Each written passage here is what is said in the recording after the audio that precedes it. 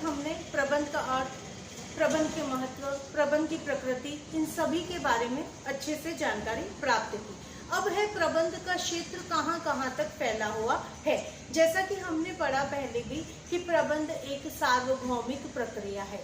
सार्वभौमिक यानी सभी जगह व्याप्त, यानी सभी जगह, चाहे वो व्यवसायिक क्षेत्र है, गैर व्यवसायिक क्षेत्र है, कोई धार्मिक संस्था है, राजनीतिक संस्था है, सैनिक क्रियाओं से संबंधित, रक्षा कार्यों से संबंधित है, या अन्य किसी भी प्रकार की संस्था या कोई भी ऐसा कार्य जिसका एक उद्देश्य निहित होता है, वहां पर प्रबंध मौजूद होता है। तो उसी कड़ी में अब हम पढ़ेंगे कि प्रबंध के क्षेत्र क्या क्या है। प्रबंध के क्षेत्र, सबसे पहले हम पढ़ते हैं प्रबंध, व्यवसायिक प्रबंध के क्रियात्मक क्षेत्र। जैसे कि हम यहाँ पर अपने विषय व्यवसाय अध्ययन में व्यवसायिक क्रियाओं के बारे में जानकारी प्राप्त कर रहे हैं, तो सबसे पहले हमें यह देखना है कि व्यवसायिक क्षेत्र में ऐसी कौन कौन सी क्रियाएं हैं जहां पर प्रबंध किया जाता है। एक व्यवसाय में संपूर्ण रूप से किसी उद्देश्य को प्राप्त करने के लिए सभी क्रियाओं का प्रबंध किया जाता है, लेकिन उस संपूर्ण उद्देश्य की प्राप्ति के लिए किया गया प्रबंध भी छोटी छोटी क्रियाओं में बटा हुआ होता है। जैसे किसी व्यवसाय का वार्षिक उद्देश्य है कि हम हमारी बिक्री में 25% तक की बढ़ोतरी करेंगे।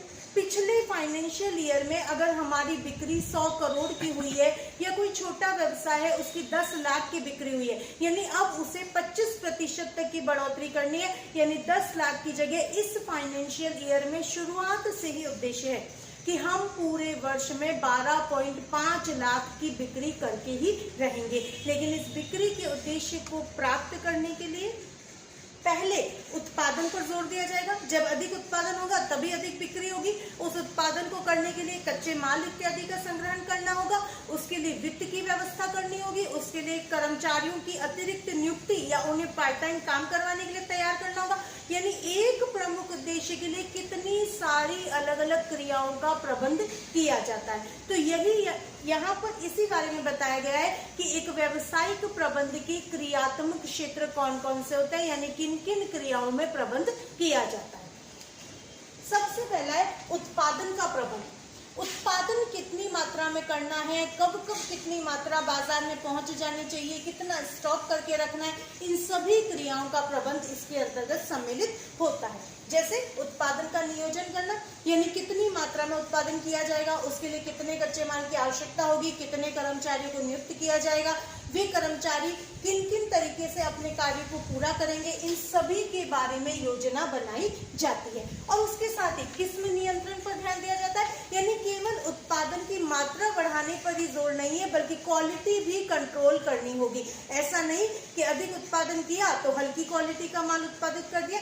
आपको चाहे कितना भी उत्पादन करना पड़े, आपकी क्वालिटी कंट्रोल में होनी चाहिए, आपकी क्वालिटी मेंटेन रहनी चाहिए, ताकि बाजार में आपके माल की, आपके उत्पादों की साख ना गिरे। इसके अलावा भी उत्पादन से रिलेटेड जितनी भी क्रियाएं होती है, उन सभी का प्रबंध इसके अंतर्गत किया जाता है।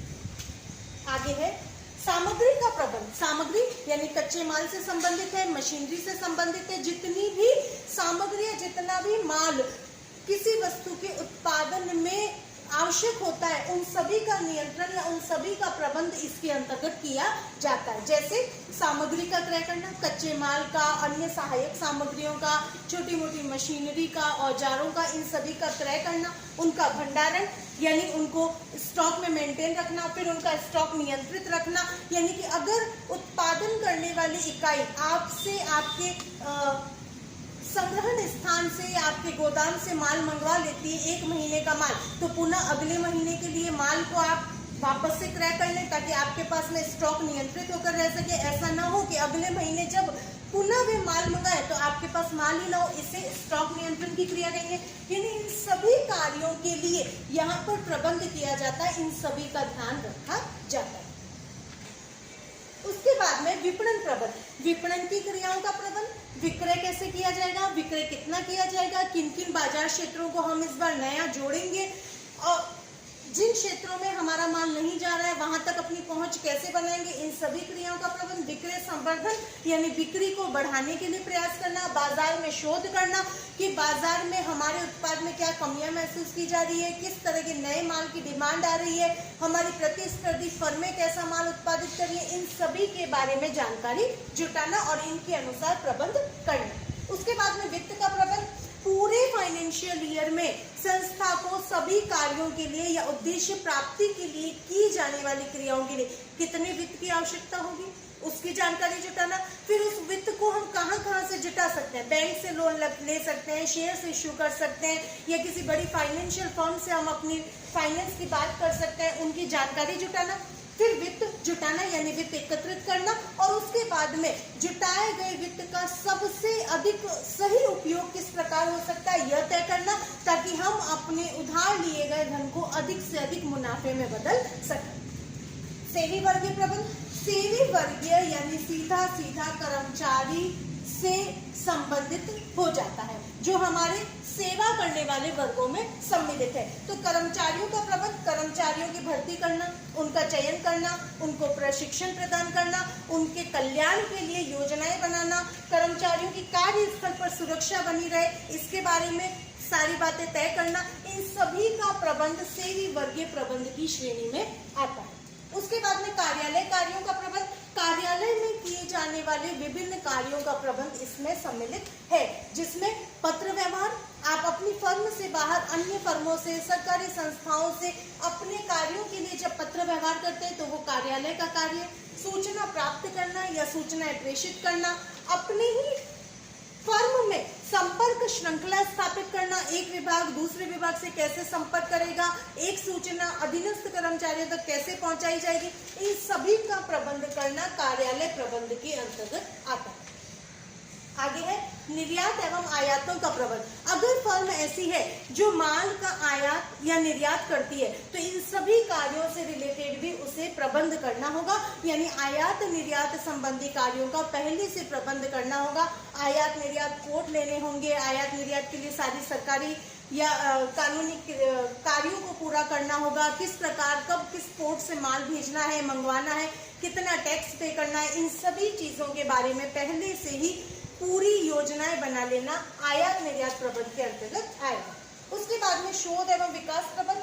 प्रत्येक संस्था बाजार में बनी रहने के लिए निरंतर शोध एवं अनुसंधान कार्यों में लगी रहती है, और इन कार्यों को करने के लिए भी पूर्व में उसका प्रबंध किया जाता है, जिसके अंतर्गत तकनीकी का विकास यानी नए नए नवाचार करना, नई नई तकनीकी का विकास करना, फिर शोध कार्यों को बढ़ावा देना, अपनी फर्म में रिसर्च एंड डेवलपमेंट कार्यों के बढ़ावे के लिए अलग से विभाग नियुक्त करना, इस प्रकार से शोध एवं विकास प्रबंध किया जाता है। और सबसे अंतिम में लेखा कर्म प्रबंध, जो हर एक फर्म के लिए बहुत ही जरूरी होता है। किस तरह वह अपने व्यवहारों, अपने मौद्रिक व्यवहारों का लेखा जोखा रखे, इन सभी से रिलेटेड ये प्रबंध होता है, जिसमें हिसाब किताब रखना, लागत लेखे बनाना, लेखा कार्य करना, संपत्ति किन मूल्यों पे खरीदी, उनका डेप्रिसिएशन कितना लग रहा है, उसकी मार्केट वैल्यू वर्तमान में कितनी है, इन सभी की जानकारी रखना, ये सब कुछ लेखा कर्म प्रबंध के अंतर्गत आता है। तो देखा आपने किस तरह एक ही कार्य को करने के लिए या व्यवसाय में किसी भी उद्देश्य की प्राप्ति, चाहे वो एक ही मुख्य उद्देश्य है, उसकी प्राप्ति के लिए कितनी छोटी छोटी क्रियाओं का अलग अलग तरीके से प्रबंध किया जा रहा है। केवल उस एक मुख्य उद्देश्य की प्राप्ति के लिए उत्पादन का, सामग्री का, विपणन का, वित्त का, सेवी वर्गीय प्रबंध, इस तरह से हर एक छोटी से छोटी क्रिया का अलग अलग से प्रबंध करके एक मूल उद्देश्य की प्राप्ति के लिए प्रबंध किया जाता है। तो इस प्रकार यह व्यावसायिक प्रबंध का क्रियात्मक क्षेत्र है।